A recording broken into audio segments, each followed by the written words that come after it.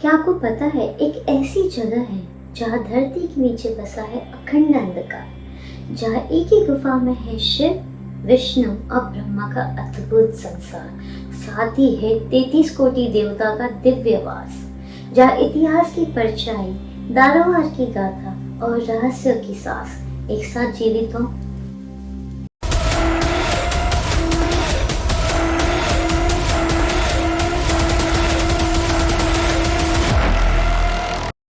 Om Namah Shivaya, Namaste and hello, this is Sharvari Mora. Welcome back to my channel. If you like my videos, please like, share and subscribe to my channel and don't forget to click the bell icon.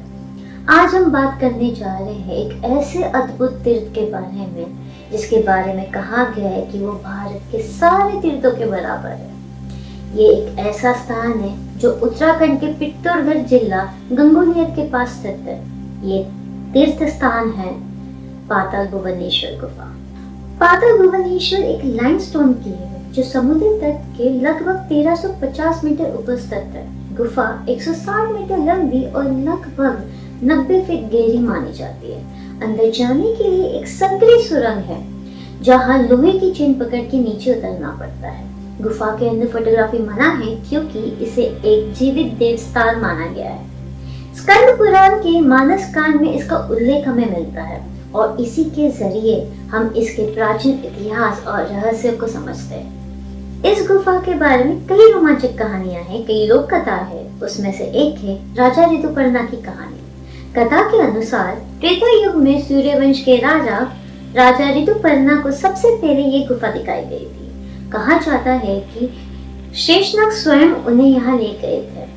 अंदर जाके राजा ने शिवलिंग, विष्णु के रूप और 33 कोटि देवताओं का दिव्य दर्शन किया।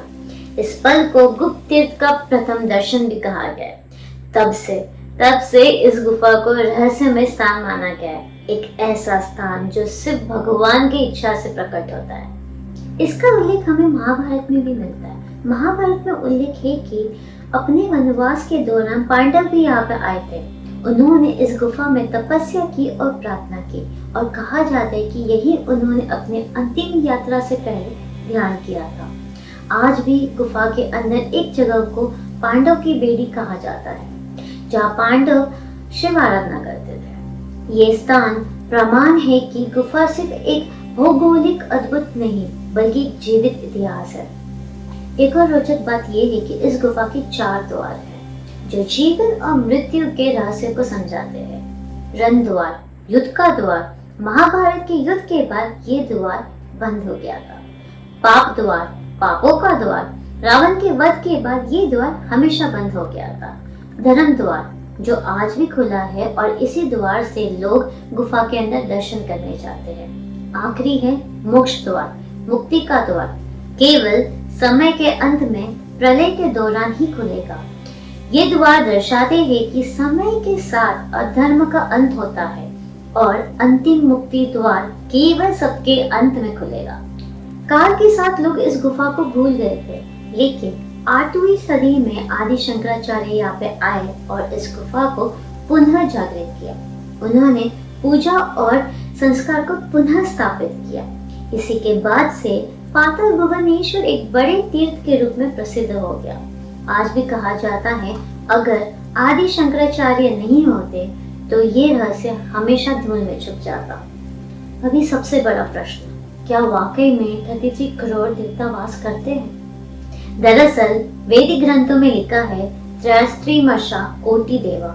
यहाँ कोटि का अर्थ करोड़ नहीं बल्कि श्रेणी या कैटेगरी है। 8 वासु, 11 रुद्र, 12 आदित्य, इंद्र, प्रजापति, ये सब मिलकर बनते हैं 33 देवताओं का वर्ग। और बृहदारण्यक उपनिषद और सप्तपथा ब्राह्मणा में 33 कोटि देवताओं के बारे में स्पष्ट वर्णन है। लेकिन बाद में जब कोटि का अर्थ करोड़ समझा जाने लगा तो लोगों ने इसे 33 करोड़ देवता यानी 33 कोटि देवता माना। इसलिए आम बोलचाल में आज भी लोग कहते हैं कि भारत में 33 कोटि देवता है, यानी भारत में 33 करोड़ देवता है। पाताल भुवनेश्वर गुफा के अंदर आपको 33 कोटि देवताओं का प्रतीक मिलता है।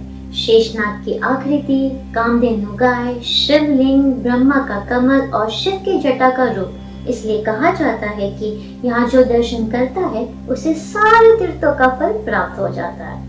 आज भी इस गुफा को एक जीवित मंदिर कहा जाता है।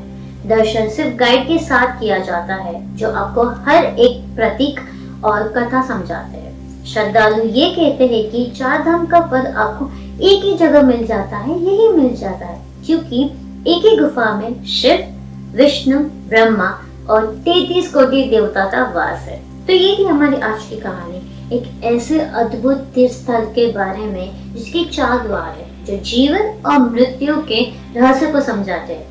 ऐसा स्थान जिसे स्वयं आदि शंकराचार्य ने पुनः जागृत किया।